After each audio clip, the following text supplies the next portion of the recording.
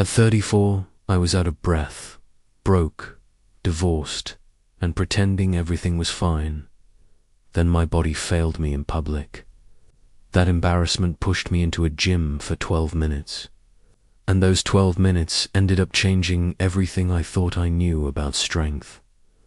I used to think fitness was just about looking good in the mirror, something people with extra time cared about. I was wrong. Fitness didn't just change my body, it rewired my life. And I didn't discover that in a gym. I discovered it on the worst morning of my life. My name is Vincent Lam, and 3 years ago, I was at my lowest point. I was 34, recently divorced, drowning in debt and carrying a quiet shame I never talked about. I worked a decent office job, but every day felt heavier than the last. I ate fast food because it was easy. I slept late because mornings felt pointless.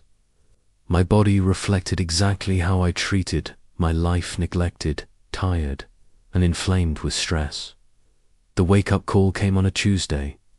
I was climbing a single flight of stairs at work when my chest tightened. Not pain fear. My heart was racing like I'd sprinted a mile. A co-worker joked, "You okay, man? You're breathing like you ran from something." He didn't know how accurate that was. That night, I sat alone in my apartment, scrolling through old photos on my phone. Pictures of me in my 20s, leaner, smiling, alive. Back when I played basketball on weekends.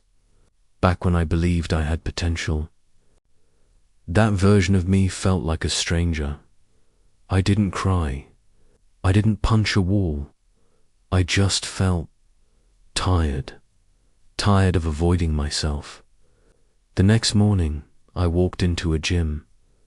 I wish I could tell you it was dramatic, that I lifted heavy weights and felt reborn. The truth is humiliating. I lasted 12 minutes on a treadmill. 12. I had to sit down because my legs were shaking and my lungs were burning. I wanted to leave. I almost did. But something stopped me. For the first time in years, the pain I felt made sense. It wasn't emotional chaos. It was physical effort. Honest effort. And weirdly, that felt clean. So I came back the next day, and the day after that. At first, fitness was punishment. I used it to exhaust my anger, my regret, my self-loathing. Every rep was an apology to myself. Every drop of sweat felt like debt repayment. But slowly, something changed.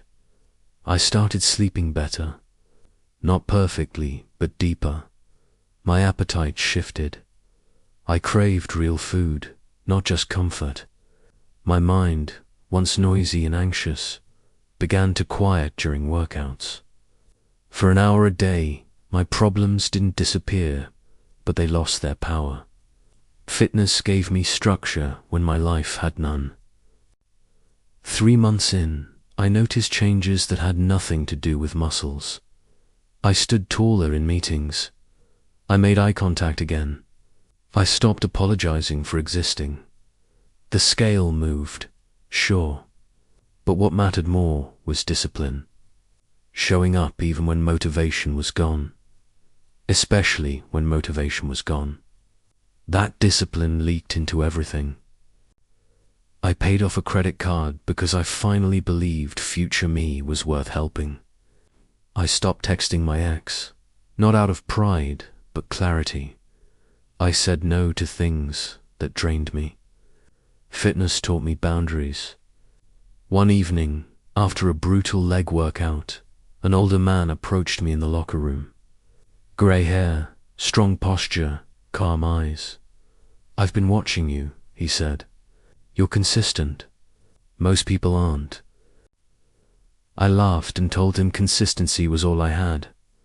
He smiled and said something I'll never forget. Consistency is power. Motivation is just noise. That line stayed with me. A year later, my body had changed, but my life had transformed. I ran my first 10K, not fast, not pretty, but I finished. I earned a promotion because I stopped shrinking myself. I started mentoring younger guys at the gym, men who reminded me of the version of myself who couldn't breathe on the stairs.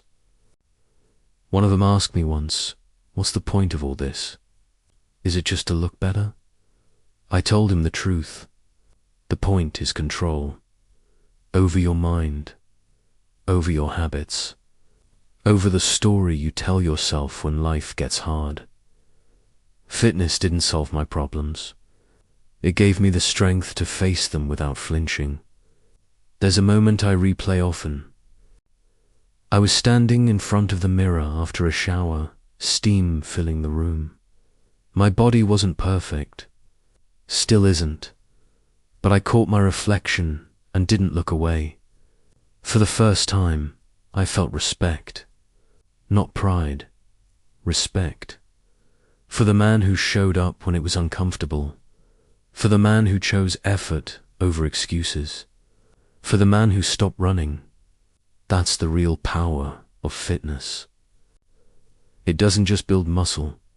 It builds resilience. It builds patience. It builds identity. If you're re-listening to this and you feel stuck like I did, hear me clearly.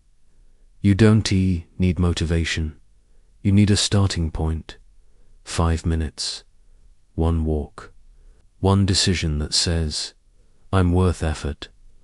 Because once you prove that to yourself, everything changes. I'm still Vincent Lam. I still have bad days. I still struggle. But now, when life hits me, I don't collapse. I brace. I breathe. I move forward. That's the power of fitness.